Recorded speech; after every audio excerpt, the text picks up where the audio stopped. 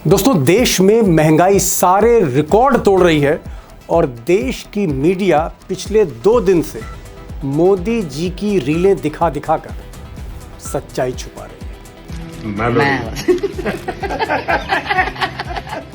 उधर देश के एक्सपर्ट्स का कहना है कि मोदी सरकार के गलत फैसलों के कारण आज हालात इतने बदतर हैं। इस बीच मोदी जी के पुराने मित्र और मोदी जी के साथ मंत्री रहे डॉक्टर जय नारायण व्यास ने आज पहली बार दिल खोलकर सच्चाई सामने रख दी। डॉक्टर व्यास ने कहा कि नरेंद्र मोदी का जो सारा फोकस है वो राजनीति पर है, चुनावी राजनीति पर। उनका फोकस कभी अर्थनीति पर रहा ही नहीं, आर्थिक मामलों पर मोदी ने कभी फोकस किया ही नहीं और इसीलिए इस कमर तोड़ महंगाई से निपटना मिस्टर मोदी के बस में नहीं है। इनकी प्राथमिकताएं क्या है?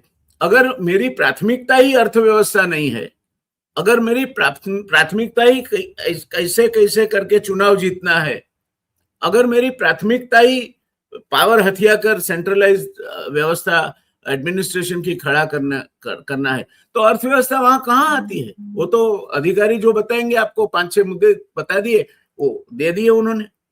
विदेश यात्रा मत करो, उससे 2 दिन बाद साहब चले गए।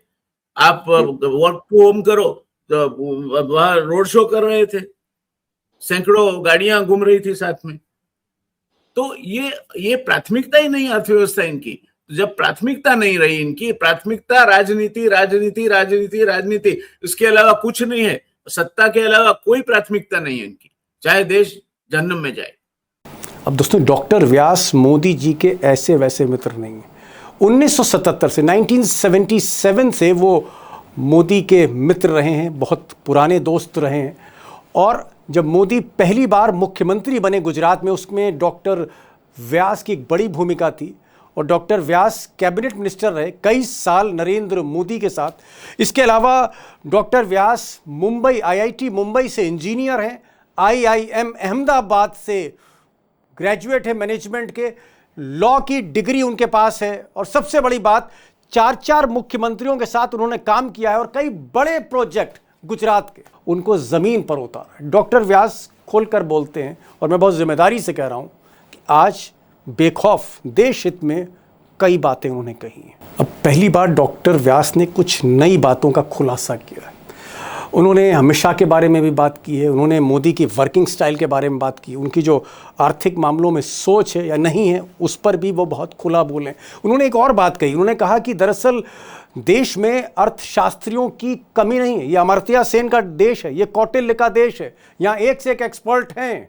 मोदी एक्सपर्ट्स की मदद कम लेते हैं, दरअसल मोदी चापलूसों से घिरे हुए, जो ज़्यादातर मंत्री चापलूस उनके हैं और उन्हीं चापलूसों ने बेड़ा गर्क कर रखा है इस सरकार का।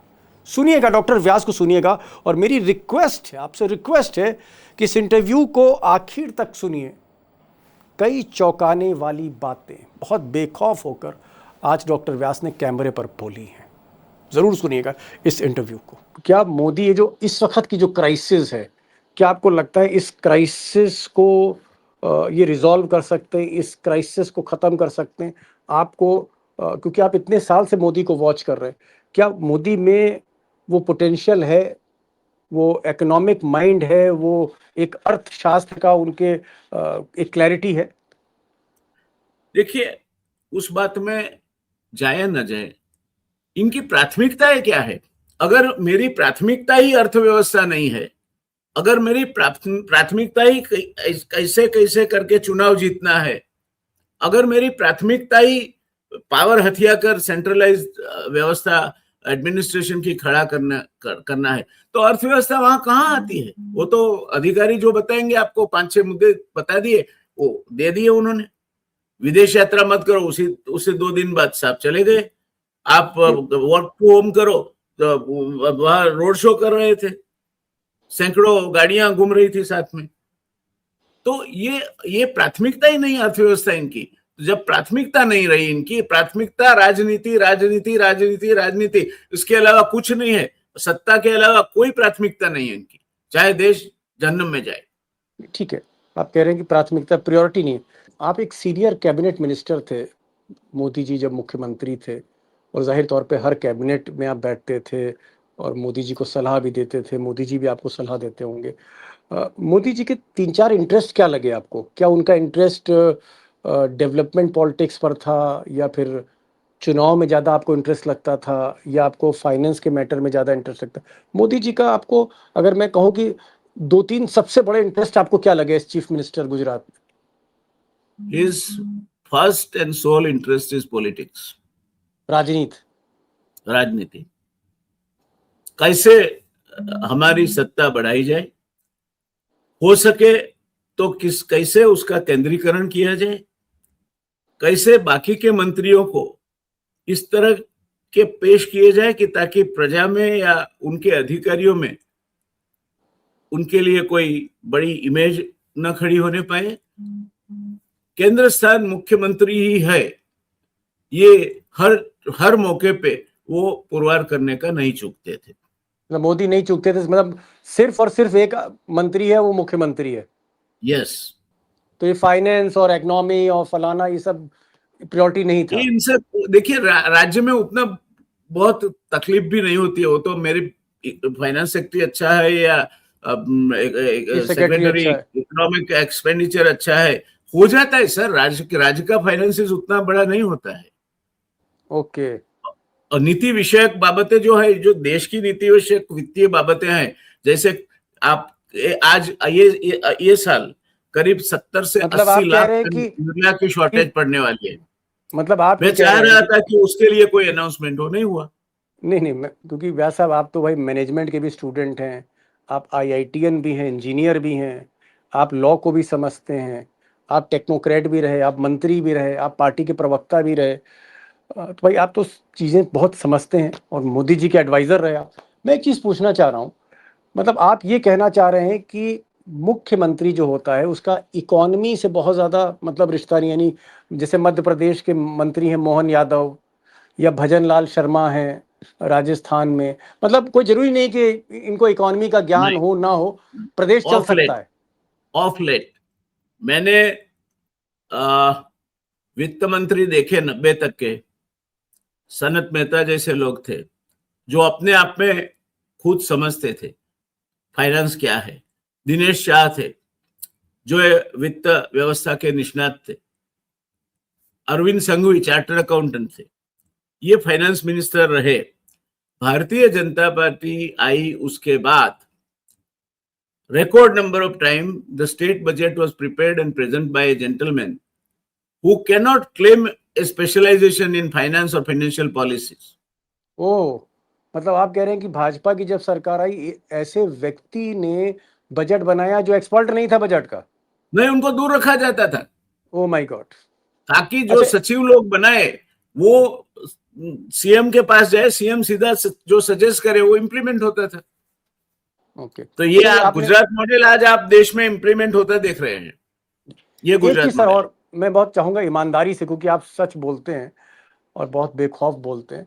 अ, ये जो गुजरात मॉडल, गुजरात गुजरात मोदी का गुजरात, मोदी का गुजरात, क्या गुजरात जो डेवलप हुआ वो सिर्फ मोदी की वजह से हुआ, या फिर बाकी जो पहले के मुख्यमंत्री थे, या गुजरात का कल्चर ऐसा है, वहाँ पर जो गुजराती और मारवाड़ी जो बिजनेसमैन हैं उनकी बदौलत गुजरात रिच हुआ, या मोदी जी की वजह से गुजरात गुजरात हो गया? मैं ये जानना चाह रहा हूँ, बहुत ईमानदारी से जवाब चाह रहा हूँ। देखिए, गुजरात को इंडस्ट्रियल डेवलपमेंट की हैसियत पे पेश किया जाता है कि नहीं, मोदी गुजरात जी ने नंबर किया 1 या है। किसी और ने किया?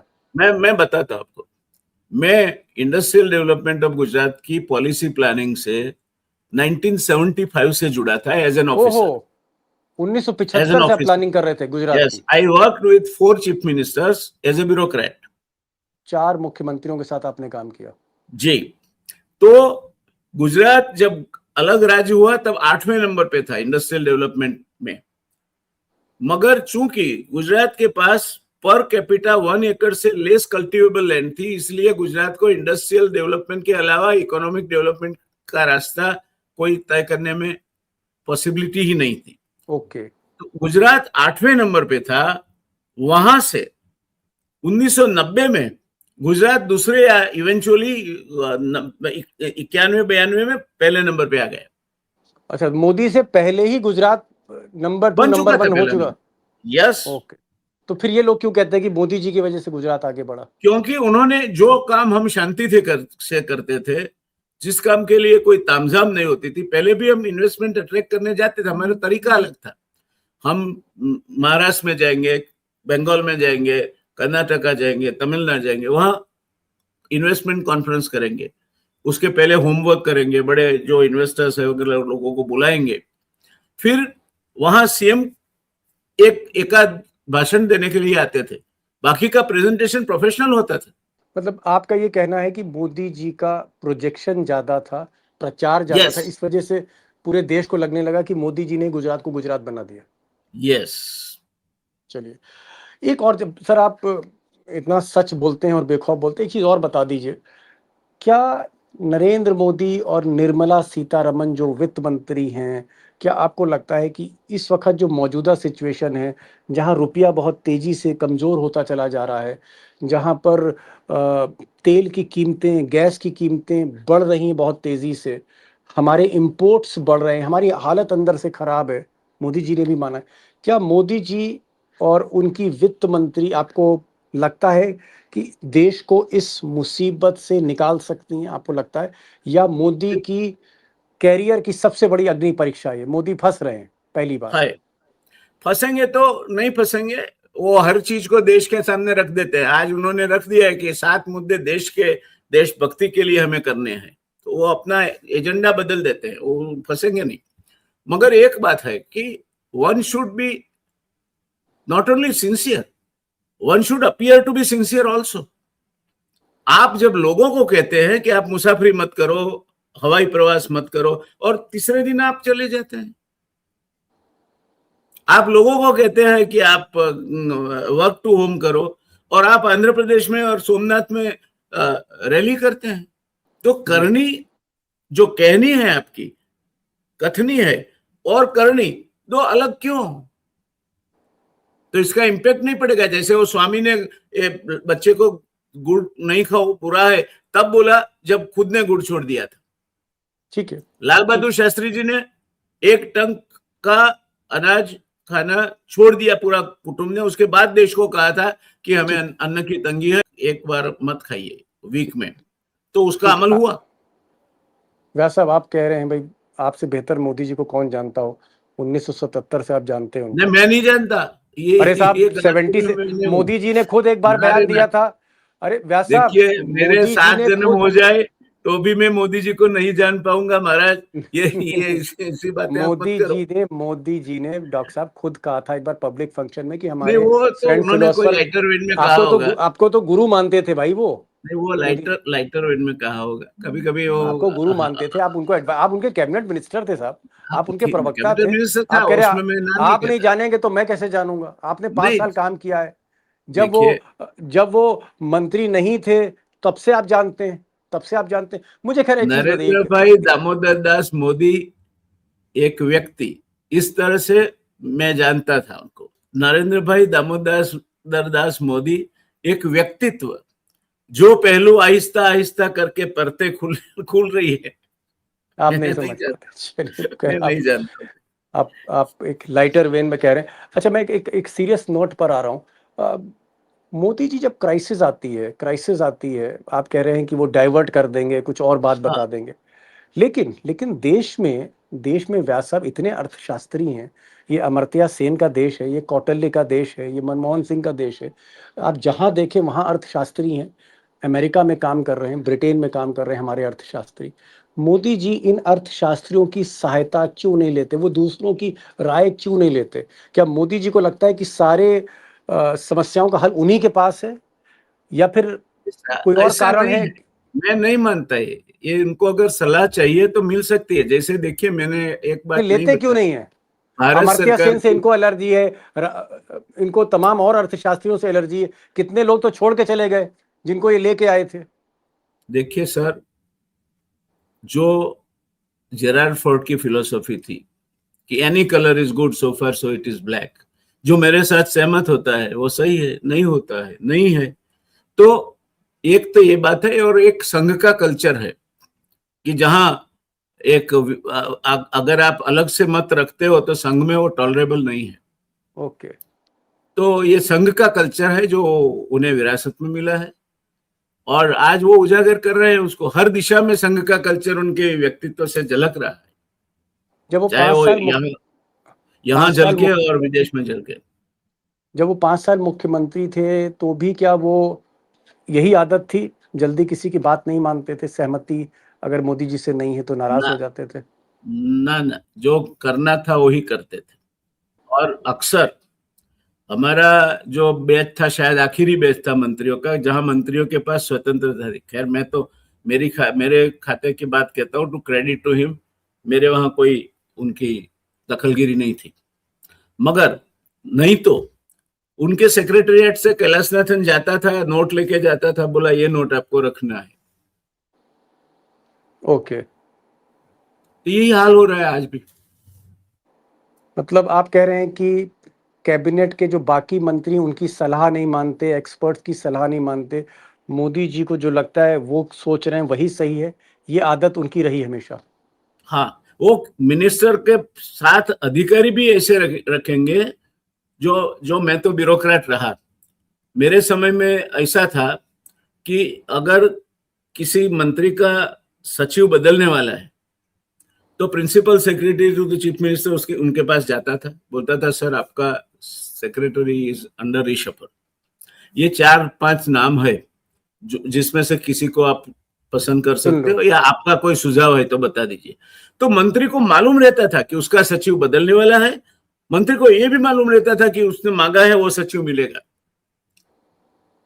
अभी जो नई स्टाइल आरएसएस डेवलप है उसमें अभी के समय में तो weakest chief minister of Gujarat is mister Bhupendra Patel, उसके समय में भी पर्सनल सेक्रेटरी तक खुद के विश्वास का आप अपॉइंट करो, वो फ्रीडम नहीं है मंत्री को। आप कह रहे हैं कि जो गुजरात के चीफ मिनिस्टर हैं भूपेंद्र पटेल, वो अपनी मर्जी से अपना निजी सचिव, प्राइवेट सेक्रेटरी भी नहीं रख सकते? वो नहीं, वो उनके कोई मिनिस्टर भी नहीं रख सकते। लिस्ट आ जाती है कि इनमें से लेना है आपको। अब मैं मेरा रहस्य सचिव किसे रखूंगा जिसमें मुझे विश्वास हो कि कॉम्पिटेंट है, काम कर सकता है, मेरे साथ उसका कहीं तालमेल जुड़ता है। आप कहीं से भी लाके उसको संघ का इतने साल का वो ओटीसी कोर्स किया, ये किया, वो किया करके आप मेरे वहां बैठा दे कोई, तो काम तो वो मंत्री पे नजर रखने का करते हैं, मंत्री का काम नहीं करते। एक चीज सर और पूछ लूं आपसे, मुझे लगा कि आप अगर थोड़ी सी इजाजत दें, थोड़ा सा इकोनॉमी से हट के मुझे लगा एक सवाल पूछ लूं, जब आप आ ही गए आज लाइव। ये बताइए, मोदी जी अपने बाद क्या अमित शाह को प्रधानमंत्री बनाएंगे? क्या अमित शाह उनके सबसे खास आदमी, अमित शाह अगले प्रधानमंत्री होंगे इस देश के? क्योंकि आप तो दोनों को जानते हैं। नहीं होंगे, अमित शाह नहीं होंगे? ऐसा क्या मैं बात कर रहे हैं? चाहूंगा। अमित भाई मेरे अच्छे दोस्त हैं, मेरे मन में उनके लिए शुभकामनाएं हैं, मगर कभी नहीं होंगे। नहीं, क्यों नहीं होंगे साहब? वो तो एकदम शेडो है उनके, लोग तो वो यही जो मंत्र भी है, करते हैं, मोदी शाह मोदी शाह मोदी शाह। जिस दिन नरेंद्र मोदी नाम का शीर्षछत्र नहीं रहा, उस दिन संघ से लेकर नॉर्थ इंडियन लॉबी से लेकर कई लोग who will be gunning down for him। Amit तो शाह नहीं होगी, नहीं सर, होंगे। एक सवाल और, कम से कम एक चीज मैंने देखी अमित शाह के, हालांकि अमित शाह जेल भी गए, बहुत सी चीजें आपने तो सब आंखों के सामने देखी, आप तो मंत्री होंगे जब वो जेल गए होंगे। अमित शाह लेकिन रील नहीं बनाते, अमित शाह सेल्फी नहीं खींचते, अमित शाह मतलब इस तरह के शोबाजी नहीं करते। क्या ये बात सही है? अमित शाह मोदी से थोड़े सीरियस हैं, बेटर हैं? सीरियस नहीं, अपनी अपनी अपनी स्टाइल होती स्टाइल है, उनकी स्टाइल अलग है। वो ज्यादा सिक्रेटिव है ऐसा कहने में मुझे कोई तकलीफ नहीं होगी। अमित शाह, मोदी जी सिक्रेटिव भी है और बनावट भी करते हैं, ताकि वो जो है वो ना दिखे, ना है वो दिखे। लेकिन आपने कहा कि अमित शाह को वो प्रधानमंत्री नहीं बनाएंगे, ये मुझे समझ नहीं आया ना, सर। दो तर्क है मेरे। एक तो दो गुजराती इतने बदनाम हो चुके हैं, ये फ्रेज इतना बदनाम हो चुका है कि ये इनके रास्ते में ये आएगा कि एक गुजराती के बाद क्या गुजरात की ये कोई मोनोपोली है कि गुजराती पंतप्रधान बने, तो नहीं बनाएंगे। और दूसरा, कई लोग आज दब के बैठे हैं, जी, वो सब अगर इकट्ठे हो जाए तो फिर हमेशा नहीं बन पाएंगे, बनने नहीं तो देंगे, नहीं बनेंगे। नहीं बने। मैं चाहूंगा, देखिए मैं फिर से कहता हूं कि अमित भाई की विद्यार्थी अवस्था से मेरा परिचय इनसे रहा। मैं विद्यार्थी जब थे अमित शाह? हाँ, मैं इनको, मेरी विधानसभा की सीट मेरी और उनकी बगल बगल में थी, अमित शाह बाजू और बाजू में। आपकी सीट? हाँ, वो राज्य कक्षा के मंत्री थे, गृह विभाग देखते थे, भली भांति परिचित हूं मैं इनसे। और जो भी, देखिए हर आदमी में कुछ अच्छी बातें होती है, कुछ बुरी बातें होती है, मगर एक बात अमित शाह की मुझे पसंद है कि वो जो करना चाहते हैं रथलेसली कर लेते हैं, no dilly dallying about it. Okay, मतलब जो सोचते हैं वो करते हैं, इंप्लीमेंट करते हैं। हाँ, कर देंगे, और एट टाइम्स रथलेसली एंड रेकलेसली। तो ये चीजें जो है ना, वो जो भाभी पिक्चर का गाना है, जग की आंख का कांटा बन गई चाल तेरी मतवाली, कौन भला वो बाघ को पूछे, होना जिसका माली। तो माली चला गया तो फिर बाघ को कौन पूछेगा। ओके, मतलब मोदी के बाद आप कह रहे हैं अमित शाह की कोई जगह नहीं होगी। सर एक चीज़ और आखिरी में मैं पूछना चाहूँगा, मैं फिर से अपने पुराने सवाल पर आ रहा हूँ जो मैंने शुरू में किया था, कि क्या ये जो क्राइसिस है, क्योंकि आप अर्थव्यवस्था को जानते हैं, आप Indian institute of management Ahmedabad वहाँ के भी आप स्टूडेंट रहे, आप IITN भी हो, टेक्नोक्रेट हो, कैबिनेट मिनिस्टर रहे, पॉलिसी मेकर रहे, और मिस्टर मोदी के आप भाई फ्रेंड, फिलोसफर, गाइड भी रहे, गुरु रहे उनके। तो जरा गुरुजी ये बताइए हमको कि क्या मोदी इस क्राइसिस से उभर सकते हैं?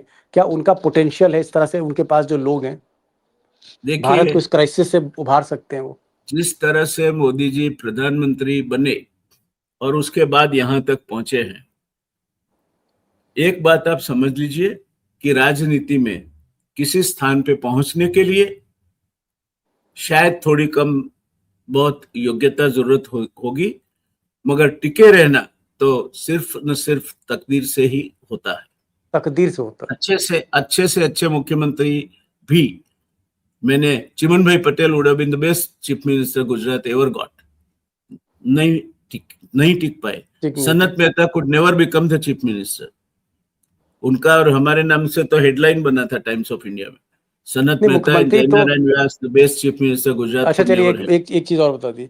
आपका जब मोदी जी दिल्ली आ रहे थे, आपको मुख्यमंत्री बनना था, क्या आपको लगता है, आप हाँ या ना में बोल दीजिएगा, ना, कि नहीं क्या बनना था। क्या क्या मोदी जी ने कोई राजनीति करी? ना, हाँ या ना? ना, मैं नहीं था, रेस में ही नहीं था। तक चलिए, तकदीर में नहीं था, लेकिन आप कह रहे हैं कि तकदीर मोदी में जी नहीं, मैं तक, रेस में ही नहीं था।